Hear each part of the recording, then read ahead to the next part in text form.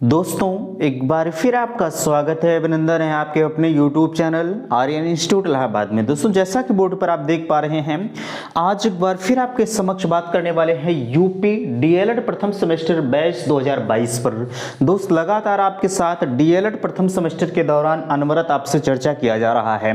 मैं निवेदन आप सभी से करना चाहूंगा कि अगर चैनल पर पहली बार विजिट कर रहे हैं तो प्लीज चैनल को सब्सक्राइब जरूर कीजिएगा। देखिए आज के इस वीडियो में हम आपके समक्ष चर्चा कर रहे हैं बाल विकास एवं सीखने की प्रक्रिया मींस एजुकेशन फर्स्ट सेमेस्टर पर। ठीक है, अच्छा एक चीज मैं आप सभी से लगातार कह रहा हूं कि आप सभी के लिए डीएलएड का जो एजुकेशन फर्स्ट पेपर है या प्रथम सेमेस्टर की बात करें अगर हम, तो बाल विकास एवं सीखने की प्रक्रिया जो आपकी प्रथम सेमेस्टर की चल रही है, अगर देखा जाए तो यह आपका पूरी तरह से धीरे धीरे करके समाप्ति की तरफ चल रहा है। ठीक है, हमने आपसे कहा है कि जैसे ही यह आपका टोटल समाप्त होता है एजुकेशन फर्स्ट पेपर, आप सभी के लिए इसी जो है प्रीवियस ईयर पेपर और प्रीवियस ईयर पेपर के साथ साथ जो है आपको मॉडल पेपर प्रोवाइड किया जाएगा। ठीक है, अच्छा यहाँ नीचे लिखा जा रहा है चैप्टर नंबर 10 की शुरुआत आज की इस वीडियो से आपके बीच में की जा रही है।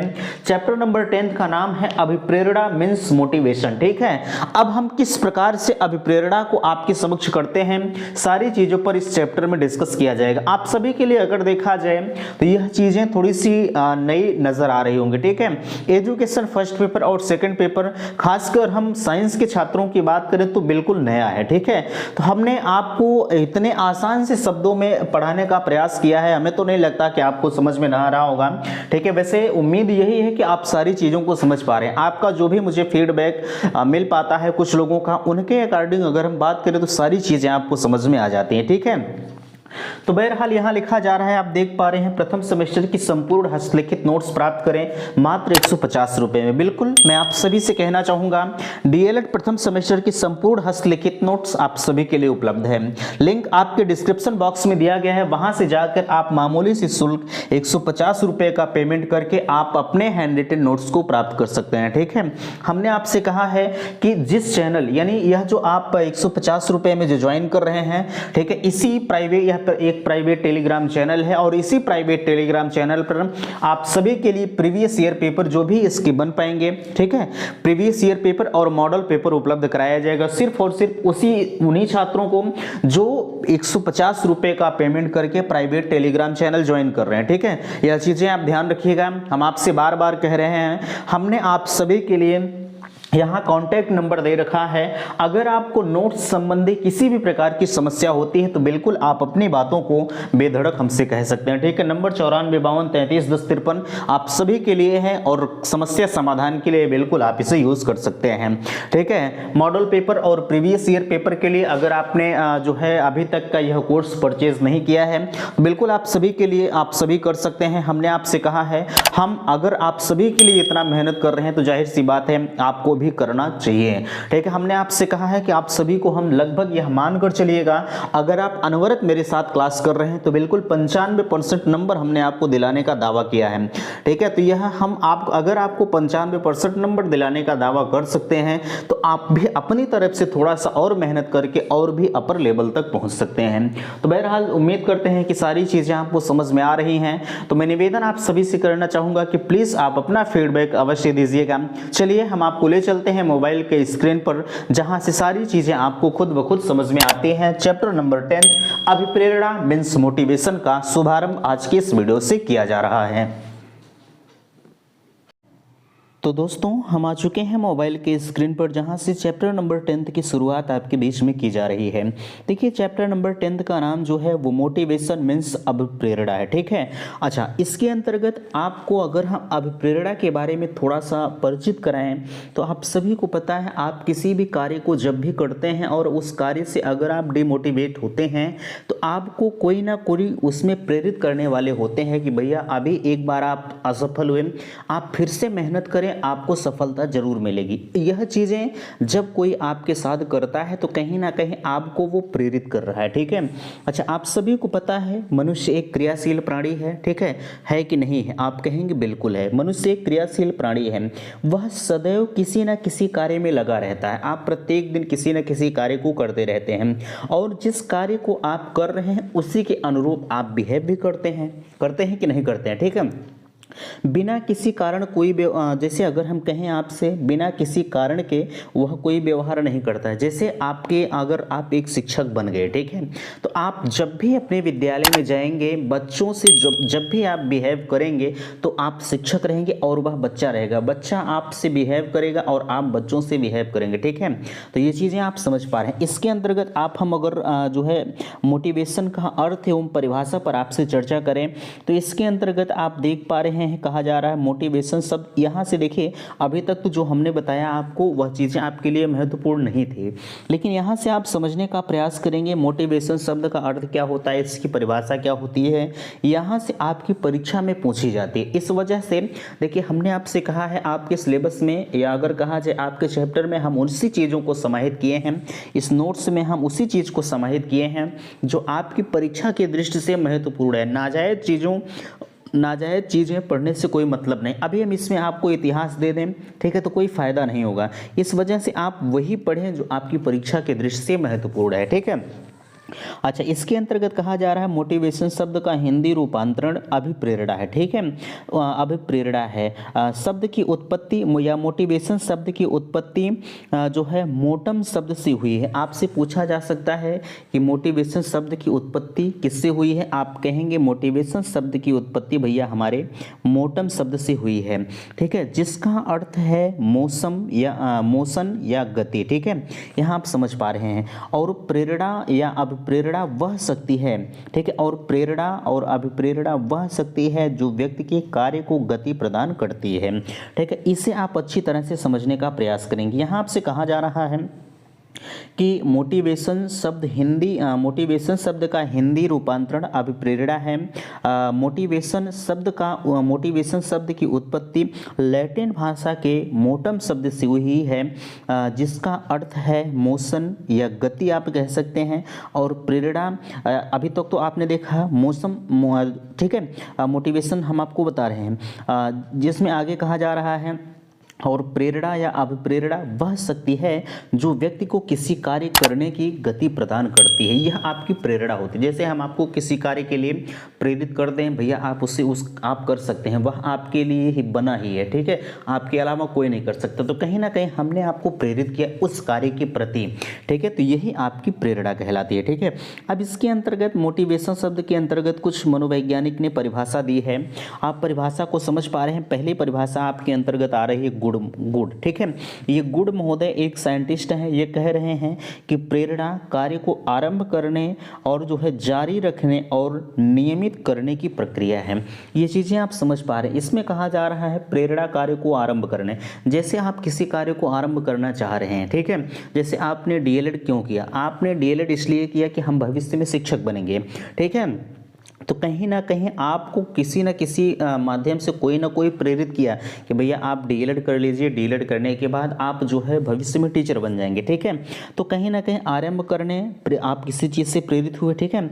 और जारी रखने, आप लगातार किसी कार्य को जारी तभी रख पाएंगे जब आपको कहीं ना कहीं से मोटिवेट होना पड़ेगा, ठीक है। क्यों? क्योंकि हर किसी इंसान, आप समझ पाते हैं कि सफलता के पीछे असफलता छिपी होती है, ठीक है, या अगर कहा जाए असफलता के पीछे सफलता छिपी होती है। जैसे कि कभी आप असफल हुए तो यह ऐसा नहीं है कि आप हमेशा उसमें असफल होंगे, ठीक है। उसमें कहीं ना कहीं एक न एक दिन अगर आप उसी मेहनत से अनवरत जारी रखें अपनी मेहनत, तो एक न एक दिन आपको सफलता जरूर मिलेगी, ठीक है। और जारी रखने और नियमित करने की प्रक्रिया है, यह गुड महोदय कह रहे हैं, ठीक है। और आगे आपसे अगला कथन कहा जा रहा है एवरिल महोदय के अनुसार। देखिए हमने आपसे कहा है कि अगर आपको परिभाषा नहीं याद हो रही, ठीक है, तो अगर आपके एग्जाम में परिभाषा पूछ लिया जा रहा है तो भैया आपको परेशान होने की ज़रूरत नहीं है। आप किसी नाम को सेलेक्ट कर लीजिए और वही नाम आप लिख दीजिए। जैसे यहाँ देख पा रहे हैं गुड़ महोदय आपके बीच में, अब गुड़ कौन सा नाम है, ठीक है। ये पता नहीं कैसे कैसे नाम आपके बीच में आएंगे। ये आपका जो अगर देखा जाए बाल विकास है और शिक्षण निगम का सिद्धांत है, इसमें बड़े अजीबो गरीब नाम आते हैं। हम इसलिए बार बार आपसे कहते हैं आप किसी भी नाम को सेलेक्ट करें और उस नाम को, ठीक है, उस नाम को आप अपनी परीक्षा में लिख दे रहे हैं तो कोई आपको गलत वलत नहीं काट पाएगा। लेकिन आपकी परिभाषा जो आपने लिखा है वह जैसे मोटिवेशन की परिभाषा आप लिख रहे हैं तो मोटिवेशन से कोरिलेट करते हुए आप परिभाषा को लिखें, ठीक है। अच्छा, इसमें कहा जा रहा है एवरिल महोदय के अनुसार अभिप्रेरणा का तात्पर्य सजीव प्रयास है। भैया सजीव प्रयास का क्या मतलब है? जैसे आप प्रयास बार बार कर रहे हैं और उस प्रयास के पीछे कहीं ना कहीं यार सोचते हैं यार पता नहीं हम सफल होंगे कि नहीं सफल होंगे। यह सजीव प्रयास का मतलब आपका होना चाहिए, आपको दृढ़ निश्चय होना चाहिए कि हम अगर इस कार्य को कर रहे हैं तो हम सफल जरूर होंगे। यही आपका सजीव प्रयास है। नहीं तो पता लगा आप कर रहे हैं यार पता नहीं हम इसमें ये हमारा होगा कि नहीं होगा, अगर उसमें थोड़ी सी निगेटिविटी छिपी है तो वो आपका नहीं हो पाएगा। ठीक है, 100% किसी कार्य को जब भी आप कर रहे हैं उसमें आपका दृढ़ होना चाहिए कि हम इसमें सफल हो जाएंगे। ठीक है, तब तो आप बिल्कुल सफल हो जाएंगे। यही आपका सजीव प्रयास कहलाता है। ठीक है, अभिप्रेरणा के प्रकार, देखिए अगर हम अभिप्रेरणा के प्रकार की बात करें तो सबसे पहली अभिप्रेरणा आती है सकारात्मक अभिप्रेरणा, दूसरी है नकारात्मक अभिप्रेरणा। सकारात्मक मीन्स होता है कि कोई आपके ही जीवन में, जैसे हम कहें आपसे कि जब आप किसी कार्य को कर रहे हैं तो कुछ लोग होते हैं आपको डिमोटिवेट करेंगे और कुछ लोग होते हैं आपको मोटिवेट करेंगे। ठीक है, तो यही आपसे कहा जा रहा है सकारात्मक अभिप्रेरणा, पॉजिटिव मोटिवेशन।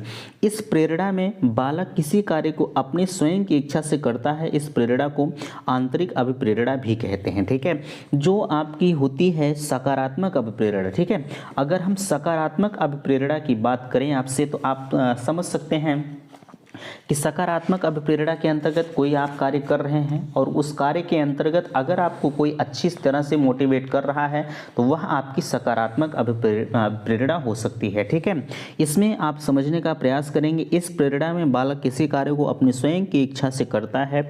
इस प्रेरणा को हम आंतरिक अभिप्रेरणा भी कहते हैं या सकारात्मक अभिप्रेरणा को हम आंतरिक अभिप्रेरणा भी कह सकते हैं। ठीक है, नेगेटिव मोटिवेशन यहाँ देखिए लिखा जा रहा है, इस प्रेरणा में बालक किसी कार्य को अपनी स्वयं की इच्छा से न करके किसी दूसरे की इच्छा से या बाह्य प्रभाव के कारण करता है।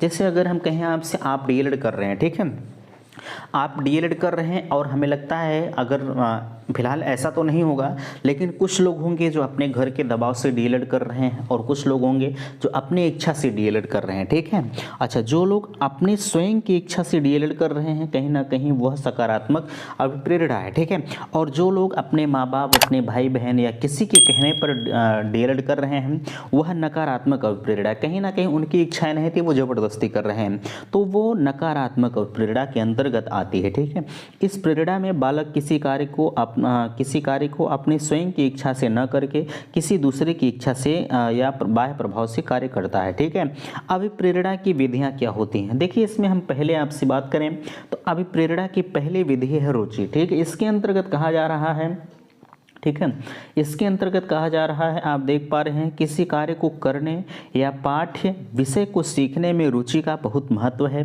अतः शिक्षक को बालक के रुचियों का अध्ययन करना चाहिए। तत्पश्चात पाठ्य विषयों का संबंध उसकी रुचियों के अध्ययन करना चाहिए। ठीक है, अच्छा, इसमें कहा जा रहा है, थोड़ा सा हम आपको बार बार किसी चीज़ को क्यों पढ़ते हैं? हम इसलिए बार बार पढ़ते हैं ताकि वो चीज़ें आपको स्पष्ट हो जाएं। ठीक है, यही हमारा उद्देश्य होता है।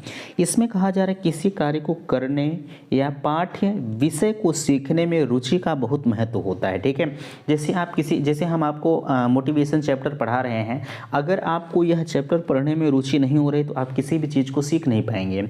यह चीज़ें आपको पता है कि नहीं पता है? बिल्कुल, आप किसी भी कार्य को कर रहे हैं अगर उसमें आप रुचि नहीं ले रहे हैं उस कार्य के प्रति तो बिल्कुल यह ध्यान दीजिएगा कि आपको वह कार्य अच्छा नहीं लगेगा और आप उसे सीख भी नहीं पाएंगे।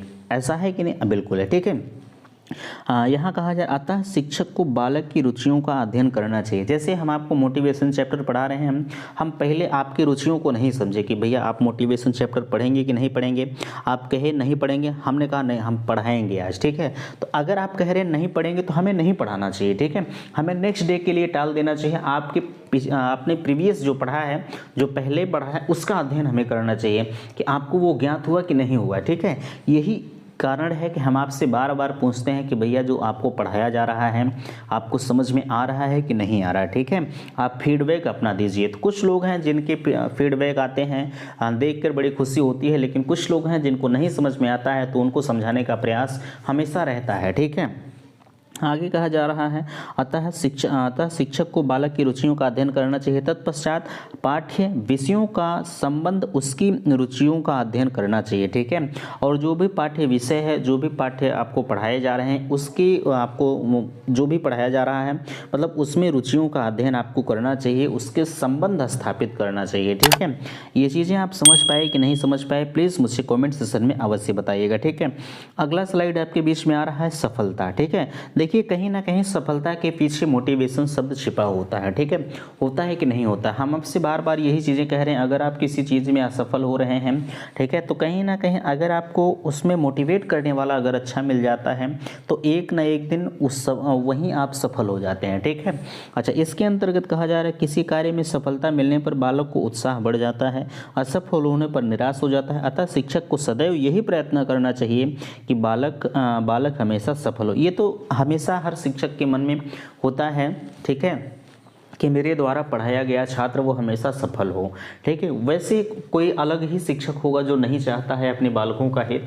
वैसे अगर बात किया जाए 99% होंगे जो हर शिक्षक अपने विद्यार्थियों का भला ही चाहता है। ठीक है, इसमें कहा जा रहा है सफलता, इसमें किसी कार्य में सफलता मिलने पर बालक का उत्साह बढ़ जाता है। बिल्कुल ये चीज़ें सत्य है। जब भी कोई बालक है और वह किसी कार्य में सफल होता है तो कहीं ना कहीं उसका उत्साह जो होता है बहुत बढ़ जाता है और असफल होने पर निराश हो जाता है। अतः शिक्षक को सदैव यही प्रयत्न करना चाहिए कि बालक हमेशा सफल हो। ठीक है, चलिए अगला आपसे कहा जा रहा है प्रतिद्वंदिता। प्रतिद्वंदिता का मतलब क्या है? प्रतिद्वंदिता कभी कभी छात्रों को कठिन से कठिन कार्य करने के लिए अभिप्रेरणा प्रदान करती है। अभिप्रेरणा यहाँ देखिए मिसप्रिंट हुआ है, थोड़ा सा आप समझने का प्रयास करेंगे। ठीक है, अतः अध्यापक को चाहिए कि कक्षा में स्वस्थ प्रतियोगिता का विकास करे तथा इसमें ईर्ष्या द्वेष भाव को न पनपने पाए। ठीक है, ईर्ष्या द्वेष भाव, जब भी आप किसी क्लास में जा रहे हैं पढ़ाने तो ऐसा नहीं कि हम इस बच्चे को ज़्यादा पढ़ाएंगे, इन्हें कम पढ़ाएंगे, इसे भी ज़्यादा पढ़ाएंगे, इसे हम पीटेंगे, इसे नहीं पीटेंगे। अगर कोई भी शिक्षक इस तरह का बिहेव कर रहा है तो कहीं ना कहीं उसके अंदर एक अच्छे शिक्षक का गुण नहीं होता है। ठीक है, ये आप समझ पा रहे हैं प्रतिद्वंदिता। हम बात करते हैं सामूहिक कार्य पर। चौथा नंबर आपके बीच में आ रहा है सामूहिक कार्य की। अगर हम बात करें तो छात्रों को सामूहिक कार्य में भाग लेने का अवसर देना चाहिए। इस प्रकार के कार्यों में उन्हें आनंद और प्रेरणा मिलती है। ठीक है, जब भी एक शिक्षक होता है अगर आप उसे सामूहिक कार्यों में भाग लेने की रुचि प्रदान करते हैं तो कहीं ना कहीं वहाँ जो बालक होता है उसके अंदर बड़ा जो है उत्साह होता है। ठीक है, जब आप एक छोटे से बालक को, ठीक है, जब भी एक छोटा सा बालक है आप उसे बार बार किसी कार्य को करने का अवसर प्रदान कर रहे हैं तो कहीं ना कहीं बालक उस कार्य को हमेशा के लिए सीख जाता है। और अगर आप उसे अवसर नहीं दे रहे हैं, ये अवसर शब्द आपके सीटेट परीक्षा की दृष्टि से महत्वपूर्ण है। ठीक है, अवसर शब्द को आप बिल्कुल याद ध्यान में रखे रहिएगा। ठीक है, यहाँ इस प्रकार किसी कार्य से उन्हें आनंद की अनुभूति मिलती है। ठीक है, जो भी आप उसे सामूहिक कार्य में भाग लेने का अवसर देना चाहिए। इस प्रकार के कार्यों से उन्हें आनंद की अनुभूति मिलती है। ठीक है, प्रशंसा की अगर हम बात करें तो छात्रों को उसके अच्छे कार्यों के लिए सदैव प्रशंसा करनी चाहिए। ये तो सत्य है कि जब भी आपके द्वारा पढ़ाया गया या कोई भी एक छोटा सा बालक है अगर वह किसी कार्य को कर रहा है, आपने वहाँ कर दिया कि शाबाश आपने ये बहुत अच्छा काम किया। ठीक है, यह काम कोई नहीं कर सकता, मतलब उसे मोटिवेट अगर आप कर रहे हैं, यह हमेशा एक अच्छे शिक्षक का गुण होना चाहिए कि अपने छात्रों का या कोई भी एक छात्र है हमेशा उसकी प्रशंसा करनी चाहिए। ठीक है, चलिए पुरस्कार एवं दंड तो कभी नहीं देना चाहिए। दंड का प्रावधान समाप्त हो चुका है। आप किसी भी बच्चे को दंड दे रहे हैं तो कहीं ना कहीं आप गलत कर रहे हैं। ठीक है, पुरस्कार तथा दंड अभिप्रेरणा के अच्छे साधन है। पुरस्कार व दंड से छात्रों को प्रेरणा मिलती है। ये तो सत्य है। आप अगर दंड भी दे रहे हैं तब भी अगर एक छोटा सा बच्चा है दंड दे रहे हैं तो कहीं ना कहीं थोड़ा सा उसके अंदर डिमोटिवेट होते हैं। ऐसा नहीं है हम वहाँ जाएंगे मार खाएंगे, वो सर जी अगर कोई टीचर है उसे मार दे रहा है तो थोड़ा सा उसके अंदर डिमोटिवेट आता है। ठीक है, वह सोचता है कि हम इनके पास नहीं जाएंगे। ठीक है, अच्छा, यहाँ आगे आपसे कहा जा रहा है कक्षा का वातावरण। कहीं ना कहीं आपके अंदर जो आपके इर्द गिर्द आपका वातावरण जो है वह भी आपके शिक्षा में बड़ा ही महत्वपूर्ण भूमिका निभाता है। ठीक है, यहाँ आपसे कहा जा रहा है कक्षा के वातावरण को शिक्षण कार्य के अनुकूल बनाना चाहिए। ऐसा होने पर ही छात्र पढ़ाई में रुचि लेंगे और अभिप्रेरणा प्राप्त करेंगे। ठीक है, कक्षा का वातावरण आपका अच्छा होना चाहिए। पता लगा आप कक्षा में पढ़ रहे हैं और आपके बगल यहाँ डीजे बज रहा है तो आपका ध्यान तो डीजे पर चला जाएगा और आप नहीं पढ़ पाएंगे, ठीक है। तो आपका जो भी वातावरण है वह वातावरण पढ़ाई की दृष्टि से बेहतर होना चाहिए, ठीक है। तो ये था आज का अभिप्रेरणा वाला chapter, means chapter number 10th। हमने चैप्टर नंबर 10th तक आपका जो भी कोर्स लगभग है वो समाप्त कर दिया, ठीक है। और अगर बात किया जाए 2 से 3-4 चैप्टर और बच रहे हैं, जैसे ही इन्हें समाप्त किया जाता है तत्काल आप सभी के लिए जो है प्रीवियस ईयर पेपर को सॉल्व कराया जाएगा। और अगर इस PDF की ज़रूरत आप सभी को पड़ रही है तो लिंक आपके डिस्क्रिप्शन बॉक्स में दिया गया है। बिल्कुल आप मामूली से शुल्क 150 रुपये का पेमेंट करके आप प्राप्त कर सकते हैं, ठीक है।